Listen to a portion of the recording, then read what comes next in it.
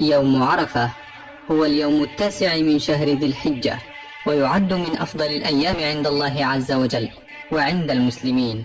إذ أنه أحد الأيام 10 من ذي الحجة،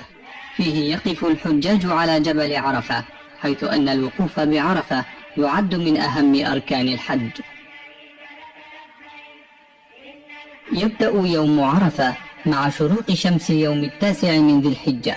يخرج الحاج من منى متوجها إلى عرفة للوقوف به، والوقوف يتحقق بوجود الحاج في أي جزء من أجزاء عرفة، سواء كان واقفا أم جالسا أم مضطجعا. وإذا لم يقف الحاج داخل حدود عرفة المحددة في هذا اليوم فقد فسد حجه، فهو أهم ركن من أركان الحج، لقول النبي صلى الله عليه وسلم: الحج عرفة. وقد وردت أحاديث نبوية تتحدث